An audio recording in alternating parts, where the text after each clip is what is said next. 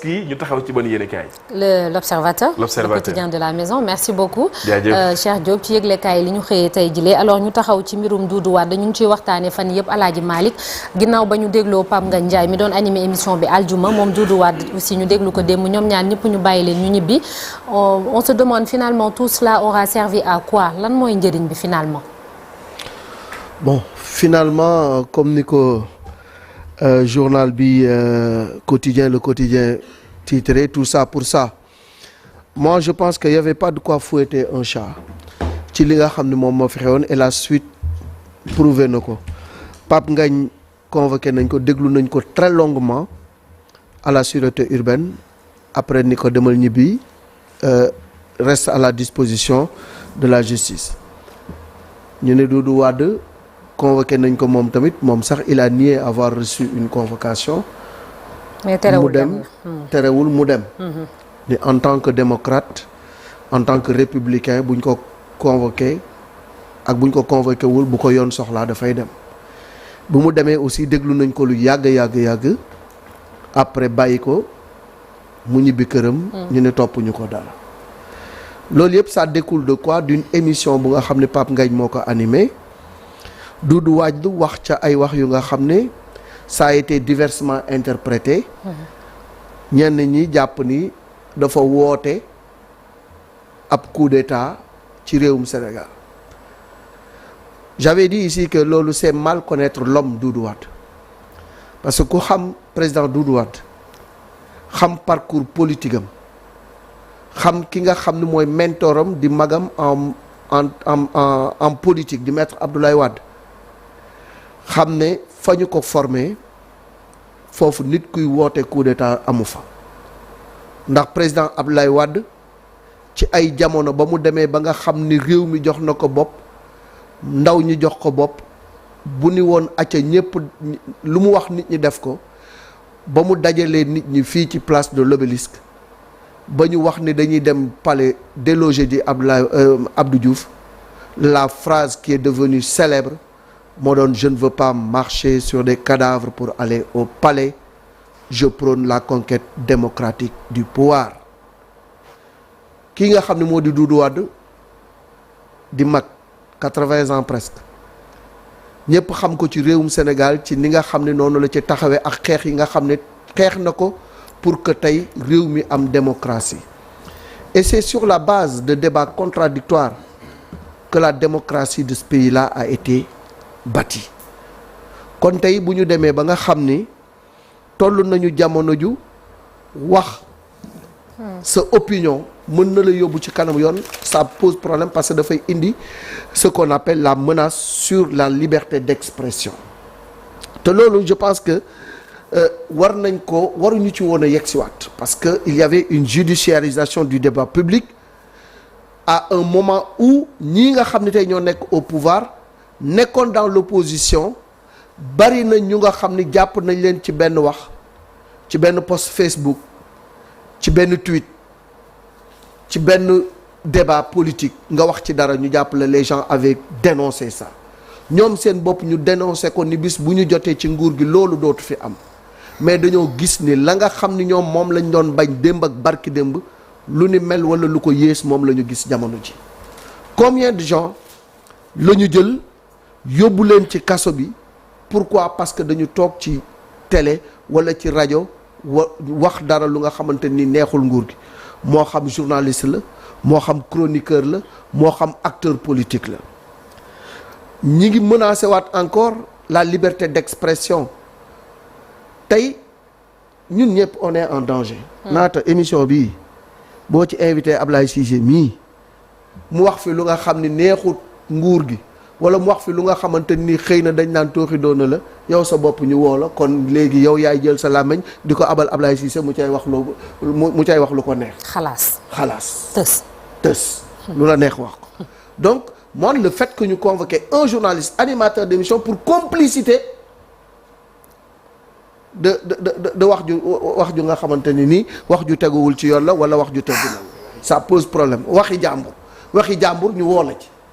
Ça pose problème, ça veut dire que tous ceux qui animent des émissions politiques dans ce pays-là, vous êtes en danger. barki Dembo Ndiaye ñu déggaat encore Maïmouna Ndour Faye ci làmmiñam mu ne ñi ngi yëngalaat dossier bu nga xam ne lan lañ leen ci convoqué woon moom ak Babacar Fall dañoo interroger Madiambal Diagne. Si un journaliste boo interviewé nit même si cette personne est poursuivie par la loi yow ñu jàpp la wala ñu topp la di la bunduxataal loolu dafay poser problème. Il faut que les gens reviennent à la raison. waratuñu toog ci réew mu nga xam ne lu tuuti nga wax ko ñu tëj la. Babacar Fall convoqué nañ ko fi Maïmouna Ndour Faye convoqué nañ ko fi Abdou Nguer tëj nañ ko fi Soya Diagne tëj nañ ko Bachir Fofana tëj nañ ko fi Moustapha Diakhaté tëj nañ ko fi Doudou Wade tëj nañ ko fi wala woo nañ ko fi et puis la liste est loin d'être exhaustive. Je pense que basta doy na quoi. Il faut que ñu revenir à cet état démocratique. À cette liberté d'expression. Maintenant, la liberté d'expression ne signifie pas dire ce qu'on veut. Absolument. On est tout à fait d'accord. Nit ki waroo taxaw di wax lu la neex wala luy yëngal réew mi wala lu nga xamante ni nii saa waay dafay offenser le chef de l'État. Ça, on n'est pas d'accord là-dessus et je l'ai toujours dit. Le président de la République est une institution. Bu fekkee ni offense au chef de l'État dañ ko appliquer dans sa stricte rigueur tey am na ñu bëri ñu nga xamante ni waruñu woon toog seen kër et ils font partie du parti au pouvoir qui ont attaqué vertement le président de la République et ils n'ont pas été inquiétés. Je pense que loolu naata war nañ ci waxaat te bu ñu demee bay dugal offense au chef de l'État nit ñi woon article boobu dañ ko war a dindi ñu dem ba ci biir ñu yokk ci sax offense à une personne exerçant en partie les prérogatives du chef de l'État boo ko kiyee ñu jàpp la le recul démocratique est réel dans ce pays et on doit se ressaisir. Régime bu nekk ak say article offense yooyu ngay wax malheureusement suñuy nopp miin na ko Abdoulaye Cissé quel enseignement tiré de cette affaire finalement journaliste qui présente son émission convoqué l'invité convoqué. na day l'infantilisation de l'espace des acteurs de la vie publique. Comme si nit ñi dañ leen war a joxoñal fu ñuy xool xam nga li ci gën a doyar mooy vraiment la veille médiatique la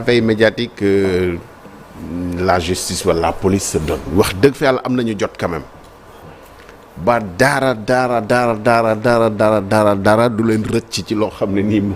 mu ngi ci penc mi alors que on peut laisser les choses se faire. Xam nga damay jël référence sur quelque chose parce que quand même l'infantilisation weesuwul ça doit même gêner l'armée et loolu war nañ ko moytu parce que de penser que quelqu'un mun na naan ataayam ba toog wax armée bi jël leen nguur gi ba mën a tax armée bi jóg jël nguur gi franchement de penser ça de cette armée là wax dëgg doyadal la parce que fàttaliku leen au plus fort de la crise 2021-2024 président Macky Sall am na benn saali bu mu fi saalit ba ne bu ñu acteurs politiques yi déggoowul voilà d'autres vont en faisant allusion à l'armée. Est-ce que ça fait que l'armée est-ce que cette armée a pensé une seule fois se mêler de cette affaire là ba jël nguur wala ba renverser xam nga am na yoo xam ne bu ñu koy armée mu waruñu fi nekk sax naan dañ koy fajal c'est-à-dire justice yaakaar ni moo ko war a rempart la pour moom pour fajal parce que booba ñu ngi infantiliser armée bi nga xam ne moom xam na li muy def xam na luy cëram xam na fi muy taxaw dans l'espace public le PASTEF s'inspire beaucoup du parti communiste chinois parce que am na mission politique boo xam ne defi nañu ko fan yi qui s'inspire beaucoup le parti communiste chinois boobu nga xam ne Mao la son truc c'était sans fleur s'épanouit, sans fleur rivalise dans tout. Franchement, il faut laisser les gens respirer, le débat public se faire. On peut ne pas être d'accord avec ce que Doudou Wade a dit. Et alors, apportez-lui la réplique. Et je suis très d'accord avec ce que dit Alioune Tine. C'est-à-dire, am na yoo xam ne débat là, c'est pas des arguments qu'on apporte la réplique. Et que les choses se fassent, que les gens continuent de débattre. Ce qui a fait la force de ce pays, c'est de débattre, de discuter, de lui apporter la réplique. Point. On passe à autre chose. Parce que waxam taxul wax dëgg fa yàlla am ku toog ne Doudou Wade wax na xaaral kon ñu fexe pour daaneel nguur gi on a une armée qui est au-dessus de ça et xalaat ko c'est l'infantilisation te wax dëgg fa yàlla armée bi nga xamante ne nii même le chef d'état-major général sortant est en train de faire sa tournée d'adieu général Mbaye ñu yaakaar ci ñi nga xam ne ñoo ko remplacer général Wade nga xamante ni xam nañu jaar-jaaram mais vraiment arrêtons de penser que dafa am ku war a toog di fajal armée bi bu ñu ko waxee gis nga l'infantilisation là de l'espace public ak des Sénégalais dem na ba je fais une digression xalool Sénégal dañuy investir ay milliards pour def un rond-point giratoire ak yooyu quelqu'un je ne sais pas qui s'enferme dans son bureau estime que on doit couper un rond-point par l'intérieur mais lu amul fenn ci àdduna bi regarde ce qu'ils font je sais pas s'il y a des gens qui passent par Stèle Mermoz actuellement mais je ne sais pas quel agent a pensé qu'il doit mettre un truc pour demander aux voitures mais de couper le rond-point devant de sorte que oto yi dañuy ñëw seen braquage du mat nga engagé wu di marche arrière mais on marche sur la tête dans ce pays de penser des choses comme ça des agents de sécurité xaw ma kan moo leen koy digal mais c'est n'importe quoi yooyu ñuy def noonu parce que dans un pays mais embouteillage léegi le problème Sénégal moo ko embouteillage yeneen dëkk yi mais embouteillage c'est normal embouteillage fi muy gën a gaawee mooy ku nekk respecté di jàll dem sa yoon c'est ça qui enlève le goulot d'étranglement mais chercher des solutions comme ça mais ci loo xamante ni amul fenn amul benn règle de circulation et finalement même les feux triques on les fait mais on est obligé de mettre un agent pour dire aux gens passez ne passez pas et après quand le feu il fonctionne les gens chacun fait ce qu'il veut en pensant que agent bi moom comment on va avancer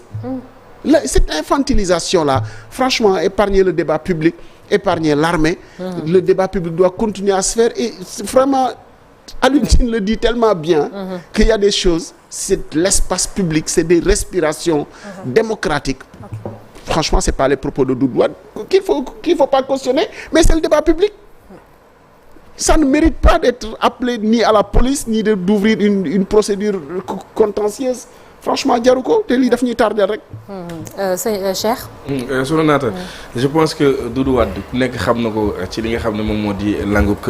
politique fii ci réew bu Sénégal Assemblée nationale bëri na ci lu bëri ci loo xamante ni ñu ngi ko fay nas di ko nocci ba jamono yi xam-xamam màcc na ci ndax taxawaay bi nga xam ne am na ko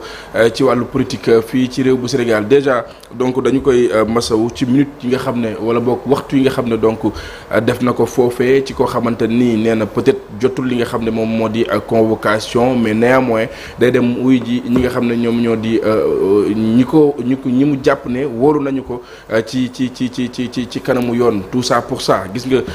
xët bu njëkk bu benn ci yéenekaay woo xamante ni loolee la daal di addu ndax lépp ci loo xamante ni donc moom lañ jortoon ne amaana bu demee mën nañ ko teg ci ak ndoddam donc